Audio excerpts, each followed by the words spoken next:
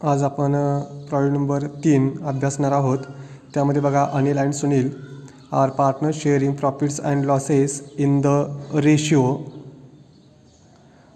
2/5 and 3/5 respectively म्हटलेला आहे. म्हणजे या ठिकाणी जो रेशिओ दिलेला आहे तो रेशिओ 2/5 आणि 3/5 दिलेला आहे. त्यामुळे या ठिकाणी छेद समान आहे, त्यामुळे त्याचा काही जास्त विचार करायचा नाही. छेद समान असल्यानंतर जे वरचे आहेत आकडे तेच प्लस म्हणून घ्यायचे असतात आपल्याला. म्हणजे या ठिकाणी या अनिलचा रेशिओ 2 आहे आणि सुनीलचा रेशिओ 3 आहे. म्हणजे या ठिकाणी रेशिओ जरी छेदामध्ये दिला असला तरी त्याचा जास्त विचार करायचा नाही. छेद समान असेल तर 2:3 हा रेशिओ आपल्याला घ्यावा लागेल. ठीक आहे. तर ट्रायल बॅलन्स आपल्याला दिलेला आहे. थोडंसं ॲडजस्टमेंट बघूया आपण. Closing stock is valued at ₹52,000. 52,000चा क्लोजिंग स्टॉक दिलेला आहे. Goods worth ₹2,000 taken by Anil. अनिलनं ₹2,000चा माल टेक ओव्हर केलेला आहे, घेतलेला आहे. म्हणजे ड्रॉइंग्ज आहेत for his personal use, not entered in the books of account. या ठिकाणी इथं ड्रॉइंग दिलेत बघा डेबिट साईडला. अनिलच्या ड्रॉइंगला इथं स्टार करून घ्यायचं आहे. Number 3, write off ₹2,000 for bad debts and create reserve for doubtful debts at 5% on sundry debtors.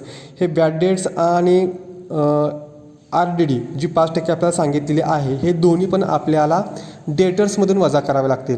त्यामुळे या ठिकाणी डेटर्सला 2 स्टार करून घेतलेले आहेत. त्यानंतर बघा number 4, allow 5% interest on partners capital. Partners कॅपिटलवरती 5% आपल्याला काय करायचं आहे, इंटरेस्ट काढायचं आहे. त्यामुळे इथं पार्टनर्स कॅपिटल दोघांचं दिलेलं आहे इथं. तर या ठिकाणी दोन्हीला स्टार आपल्याला करून घ्यावा लागेल. त्यानंतर बघा या ठिकाणी नंबर 5 आपण बघूया. 5वी ॲडजस्टमेंट आहे. डिप्रिसिएशन सांगितलं आहे. प्लॅन्ट अँड मशीनवरती 10% आणि फर्निचरवरती 5%. त्या ॲसेटला आपण स्टार करून घ्यायचं आहे. Number 6, salary for the month of March 2009 is steel payable.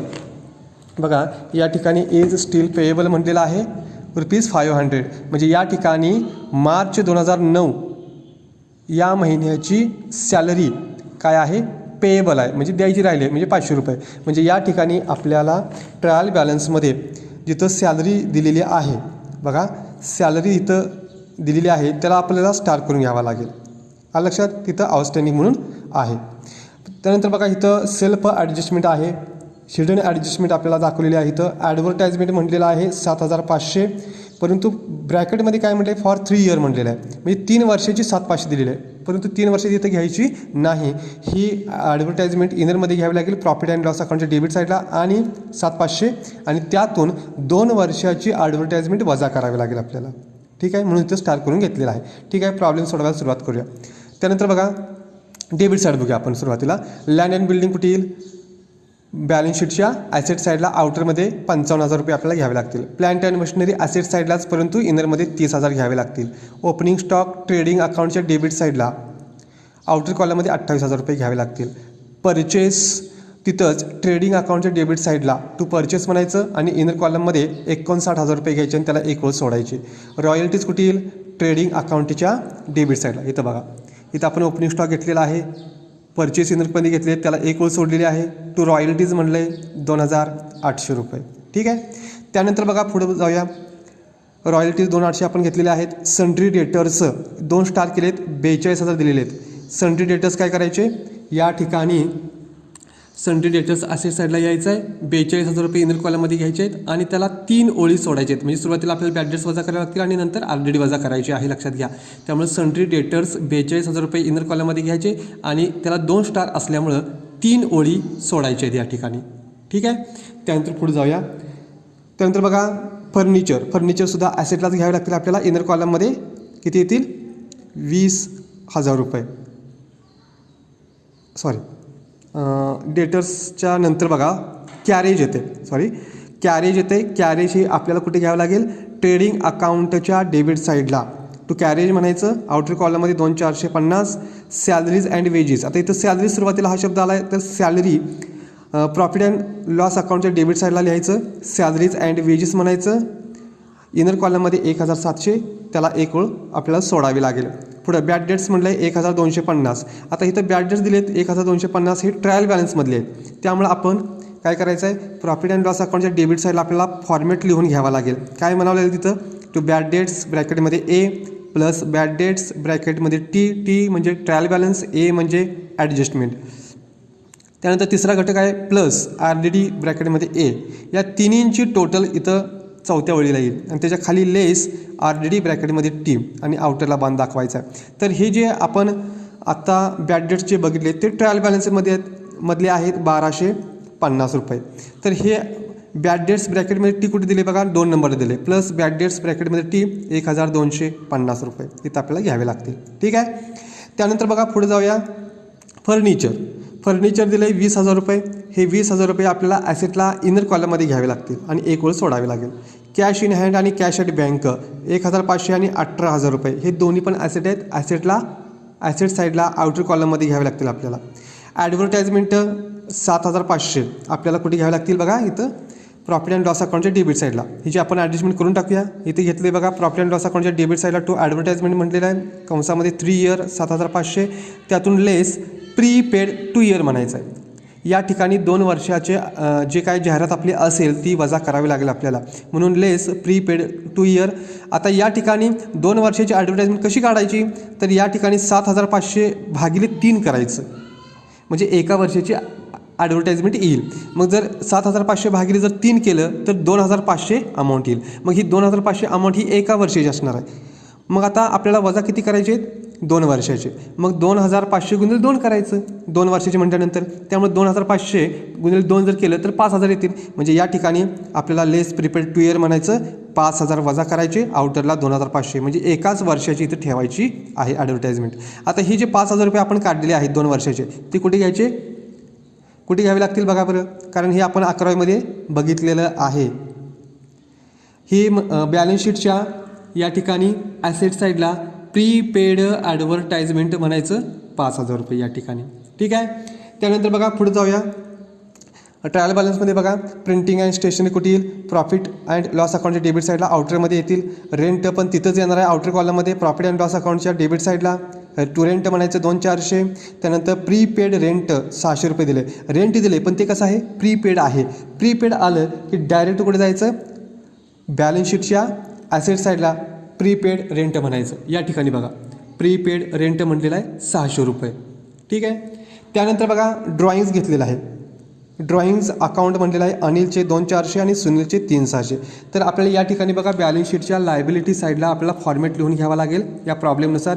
इथं वर कॅपिटल अकाउंट म्हणायचं अनिलचं कॅपिटल प्लस त्यामध्ये interest on capital net profit plus करायचा, या तिन्हीची टोटल खाली घ्यायची आणि त्यातून लेस ड्रॉइंग्स, तोच फॉर्मॅट इथं खाली वापरायचा आहे. तर बघा या ठिकाणी आपण अनिलचं ड्रॉइंग्स घेतोय. अनिलचं ड्रॉइंग्स किती आहे, 2,400 रुपये. तर या ठिकाणी बघा ड्रॉइंग्स आपल्याला 2 इथं दिलेत, एक ॲडजस्टमेंटमधले आहेत आणि ट्रायल बॅलन्समधले आहेत. तर त्यामध्ये बघा लेस ड्रॉइंग्स 2,400 सुरुवातीला इथं घ्यावे लागतील आपल्याला, आलं लक्षात. आणि त्यानंतर बघा सुनीलचं जे ड्रॉइंग्स आहेत ते सुनीलचं ड्रॉइंग्स आपल्याला 3,600 आपल्याला या ठिकाणी घ्यावे लागतील. ठीक आहे. त्यानंतर बघा कॅपिटल अनिलचं 48,000 रुपये आहे आणि सुनीलचं 72,000 रुपये आहे. या ठिकाणी बघा अनिलचे आपण 48,000 रुपये घेतले तिथं आणि सुनील्स कॅपिटल अकाउंट म्हणून इथं 72,000 रुपये घेतलेले आहेत. त्यानंतर बघा ट्रायल बॅलन्समध्ये सन्ड्री क्रेडिटर्स दिले 24,700. हे कुठे घ्यायचे आहेत, बॅलन्स शीटच्या लायबिलिटी साईडला घ्यावे लागतील आपल्याला याप्रमाणे. Sundry creditors 24,700. त्यानंतर बघा अनपेड वेजेस 3,500 दिलेत क्रेडिट साईडला. अनपेड वेजेससुद्धा हे आपलं देणं आहे, अनपेड आहे, दिलं नाही आहे, म्हणून लायबिलिटी साईडला अनपेड वेजेस आउटर कॉलममध्ये 3,500 आपल्याला घ्यावे लागतील. त्यानंतर सेल्स 1,02,000 कुठे घ्यावे लागतील, ट्रेडिंग अकाउंटची क्रेडिट साईडला बाय सेल्स म्हणायचं, इनर कॉलममध्ये 1,02,000 रुपये घ्यायचे आणि त्याला एक वेळ सोडायचे. रेंट रिसिवड कुठे घ्यावे लागतील, रिसिवड आहे इन्कम आहे, तर प्रॉफिट अँड लॉस अकाउंटच्या क्रेडिट साईडला बाय रेंट रिसिवड म्हणायचं, आउटर कॉलममध्ये 4,800. आणि त्यानंतर शेवटचा आयटम आपल्याला दिलेला आहे लोन अकाउंट म्हणलेला आहे. लोन म्हणजे आपण कर्ज घेतलेलं आहे, क्रेडिट साईडला लोन दिलं जातं किंवा लायबिलिटी दिली जाते. लोन अकाउंट म्हटले 25,000 रुपये डायरेक्ट लायबिलिटी साईडला जायचं. लोन अकाउंट इथं म्हटलेलं आहे बघा लायबिलिटी साईडला 25,000 रुपये आउटर कॉलममध्ये. ठीक आहे. ट्रायल बॅलन्सचं आपलं पोस्टिंग झालेलं आहे. त्यानंतर बघा आपल्याला क्लोजिंग स्टॉक घ्यायचा आहे. क्लोजिंग स्टॉक आपल्याला 52,000 दिलेला आहे. तर पहिला इफेक्ट आपल्याला एक करता येईल, इथं ट्रेडिंग अकाउंट क्रेडिट साईडला बाय क्लोजिंग स्टॉक 52,000 रुपये आणि ॲसेट साईडला क्लोजिंग स्टॉक आउटरला 52,000 रुपये. ठीक आहे. आणि त्यानंतर बघा या ठिकाणी 2,000 रुपयाचा माल टेकन कोणी केलेला आहे? अनिलनं केलेला आहे. मग अनिलनं जर माल टेकन ओव्हर केला असेल, घेतला असेल, हे ड्रॉइंग्ज आहेत. त्यामुळं याचे 2 इफेक्ट होतील. पहिला इफेक्ट कुठे होईल?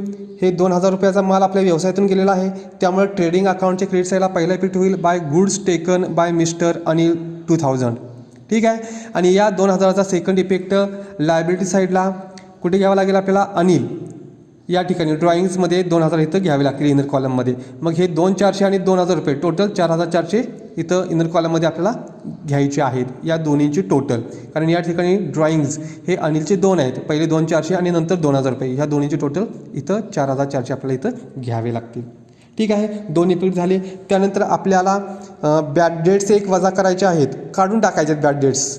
ठीक आहे, बॅड डेटर्समधून. आणि त्यानंतर RDD 5% आकारायचे आहे. तर या ठिकाणी बघा ॲसेट साईडला जाऊया आपण ॲसेट साईडला आपण डेटर्स लिहून ठेवलेत 42,000 रुपये. त्यातून सुरुवातीला लेस बॅड डेट्स घ्यायचे आहेत. किती? 2,000 रुपये लेस करायचे आहेत. 2,000 जर लेस केले आपण तर 42,000मधून 2,000 जर लेस केले तर 40,000 इथे येतील. ठीक आहे. आता इथं 40,000 आहे अशीच ठेवायचे. या बॅड डेटचा सेकंड इफेक्ट 2,000चा सेकंड इफेक्ट कुठे घ्यावा लागेल? आपण फॉर्मॅट काढून घेतला आहे बघा. प्रॉफिट अँड लॉस अकाउंटच्या डेबिट साईडला बॅड डेट्स इन ए म्हणले बघा सुरुवातीलाच इथं 2,000 रुपये. तर हे 2,000 रुपये आपल्याला इथं लिहावे लागतील. ठीक आहे. बॅड डेटचे 2 इफेक्ट झाले. त्यानंतर RDD आपल्याला काढायचे आहे 5%. तिथंच 40,000च्या खाली काय म्हणायचं? लेस RDD 5%. इथं 5% कुठल्या किमतीवरती काढायचे? 40,000 या किमतीवरती काढायचे. 42,000वरती 5% काढायचे नाहीत. बॅड डेट्स वजा करून जी रक्कम येईल त्या रकमेवरती म्हणजे 40,000वरती 5% आपल्याला RDD काढावी लागेल. तर 40,000च्या 5% 2,000 येतील. 2,000 रुपये वजा केल्यानंतर आउटरला 38,000 रुपये घ्यावे लागतील. ठीक आहे. तर आता ही जी RDD आहे, ही RDD इथं आपण पहिला इफेक्ट घेतलेला आहे. पहिला इफेक्ट इथं झाल्यानंतर दुसरा इफेक्ट आपल्याला प्रॉफिट अँड लॉस अकाउंटच्या डेबिट साईडला जो फॉर्मॅट आपण काढलेला आहे RDD ब्रॅकेटमध्ये ए, तर तिथं आपल्याला 2,000 रुपये घ्यावे लागतील. आता हा फॉर्मॅट आपण क्लोज करूया. 2,000, 1,250 आणि 2,000 टोटल येईल बघा चौथ्या कॉलममध्ये 5,250. ठीक आहे. त्यानंतर बघा चौथा आयटम आपण घेतला आहे लेस RDD ब्रॅकेटमध्ये टी. ट्रायल बॅलन्समध्ये RDD नव्हती, त्यामुळे इथं डॅश द्यावा लागेल आपल्याला. आणि आउटरला आहे तशी रक्कम 5,250 घ्यावे लागेल. हा फॉर्मॅट पूर्णपणे संपलेला आहे. ठीक आहे. त्यानंतर बघा पुढची ॲडजस्टमेंट बघूया. 5% इंटरेस्ट ऑन कॅपिटल म्हणलेला आहे. आपल्याला 5% इंटरेस्ट ऑन कॅपिटल काढायचं आहे, तर आपल्याला भांडवलावरती व्याज काढायचं आहे. आता 48,000च्या 5% किती येईल बघा बरं? 48,000च्या 5% 2,400 येईल. तर 2,400 आपल्याला इथं अनिलच्या कॅपिटलमध्ये ॲड करायचे आहेत. आणि त्यानंतर सुनीलचं कॅपिटल 72,000 आहे. 72,000च्या 5% इथं बघा प्लस केलेलं आहे, तुम्हाला दिसते बघा ते. 72,000च्या 5% 3,600 आपल्याला घ्यावे लागतील. ह्या 2,400चा आणि 3,600चा पहिला इफेक्ट इथं झाला. Second effect profit and loss अकाउंटच्या डेबिट साईडला to interest on capital Anil inner कॉलममध्ये 2,400, सुनील 3,600, आउटर या दोघांची बेरीज येईल 6,000 रुपये. ठीक आहे. त्यानंतर बघा आपल्याला डिप्रेसिएशन सांगितले प्लॅन्ट अँड मशीनवरती. आपण ॲसेट बाजूला जाऊया. प्लॅन्ट अँड मशीनवरती 10% सांगितलेलं आहे. 30,000च्या 10% 3,000, आउटरला लेस करून 27,000 रुपये घेतलेले आहेत. त्यानंतर बघा अजून कशावरती सांगितले? फर्निचरवरती सांगितलेलं आहे. फर्निचरवरती बघा 20,000च्या 5% सांगितलेलं आहे. 5% 1,000 येतील, आउटरला 19,000 रुपये. आता या 3,000चा आणि या 1,000चा इफेक्ट या डिप्रिशिएशनचा पहिला इथं झालेला आहे ॲसेट साईडला. तर ही जी रक्कम आहे ती रक्कम आपला लॉस आहे, त्यामुळे कुठे घ्यावं लागेल? प्रॉफिट अँड लॉस अकाउंटच्या डेबिट साईडला. काय म्हणायचं? टू डिप्रिसिएशन म्हणायचं. प्लांट अँड मशिनरी इनर कॉलममध्ये 3,000, फर्निचर 1,000, आउटरला बेरीज 4,000 रुपये. परंतु हे जे डिप्रिसिएशन आहे हे ॲसेटला वजा करायचं आहे, लक्षात घ्या, ते प्लस करायचं नाही. आणि त्यानंतर बघा आपली शेवटची एक ॲडजस्टमेंट शिल्लक राहिलेली आहे, ती म्हणजे सॅलरी मार्च महिन्याची शिल्लक राहिली आहे ती द्यायची आहे. आउटस्टँडिंग सॅलरी आहे. तर इथं बघा प्रॉफिट अँड लॉस अकाउंटच्या डेबिटसाठी टू सॅलरीज आणि वेजेस 1,700 रुपये आपण घेतलेले आहेत. त्यामध्ये प्लस आउटस्टँडिंग 500 रुपये करायचे आहेत.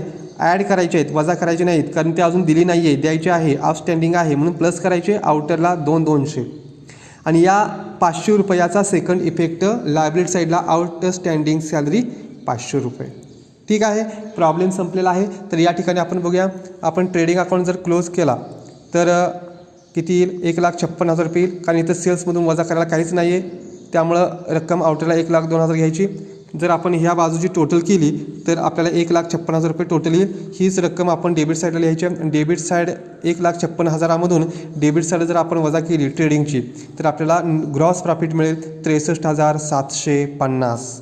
हाच ग्रॉस प्रॉफिट आपल्याला क्रेडिट साईडला घ्यावा लागेल. By gross profit brought forward 63,750. त्यामध्ये 4,800 मिळवायचे आहेत. टोटल किती येईल? प्रॉफिट अँड लॉस अकाउंटची क्रेडिट बाजू 68,550 68,550 रुपये येईल. आता या 68,550मधून आपण जर डेबिट साईड जर वजा केली, डेबिट साईड म्हणजे आउटर कॉलमची टोटल करून ती वजा केली 68,550मधून, तर आपल्याला नेट प्रॉफिट किती मिळेल? 44,400 येईल. आता हा 44,400चा नेट प्रॉफिट जो आहे तो दोघांना वाटायचा आहे. आता तो दोघांना वाटत असताना आपल्याला कसा वाटावा लागेल बघा बरं. आपल्याला इथं रेशिओ दिला आहे 2:3. तर 2:3मध्ये बघा तुम्हाला इथं मी वर्किंग नोट देतो आहे. नेट प्रॉफिट म्हणलेला बघा 44,400 बरोबर आहे का? तो आपल्याला 2:3मध्ये वाटायचा आहे. मग अनिल बरोबर 44,400 टोटल नेट प्रॉफिट आपला आला आहे. 44,400 भागिले 5 करायचे. तर भागाकार केल्यानंतर 8,880 रुपये येतील. मग बरोबर त्याच्या पुढे काय करायचं? 8,880 गुणिले 2 गुणाकार करायचा या दोन्हींचा. तर 17,760 अनिलला द्यावे लागतील 44,400 पैकी. त्यानंतर सुनील बरोबर 44,400 भागिले 5 करायचे. आता हे भागिले 5 कुठले आले? तर हे 2 आणि हे 3. ह्या 2 आणि 3ची टोटल म्हणजे ह्या 2 रकमेची टोटल 5 येते म्हणून भागिले 5 केला आपण. तर 8,880 येणार आहेत आणि गुणिले 3 करायचं. म्हणजे अनिलला आपल्याला 2 भाग द्यायचे आहेत आणि सुनीलला 3 भाग द्यायचे आहेत. म्हणून इथं आपण 8,880ला इथं गुणिले 2 केलं, इथं 3 केलेलं आहे. मग इथं यांचा गुणाकार केला तर 26,640 येईल. म्हणजे इथं ह्या 2 रकमा यांना आपण वाटलेल्या आहेत. ह्या रकमा आपल्याला इथं कुठे लिहायच्या आहेत? प्रॉफिट अँड लॉस अकाउंटच्या डेबिट साईडला अनिल म्हणायचं to net profit. Anil inner कॉलममध्ये 17,760, सुनील 26,640. या दोघांचं नेट प्रॉफिट इथं लायबिलिटी साईडला घ्यायचं आहे. नेट प्रॉफिट म्हणायचं इथं अनिलचं नेट प्रॉफिट घ्यायचं आहे 17,760. या वरच्या तिन्हींची टोटल आता 68,160 येईल आणि त्यातून त्याचं ड्रॉइंग्स वजा केलं 4,400 तर आउटरला येईल रक्कम 63,760 रुपये. तसंच सुनीलचं कॅपिटल आपण 26,640 इथं लिहायचं आहे नेट प्रॉफिट. आणि ह्या तिन्हींची टोटल जर केली तर 1,02,240 येईल. त्यातून ड्रॉइंग्स वजा केले 3,600 त्याचे सुनीलचे, तर आउटरला वजा केल्यानंतर 98,640 येईल. आणि बॅलन्स शीट टॅली फिगर बघा 2,16,100 2,16,100 रुपये येईल.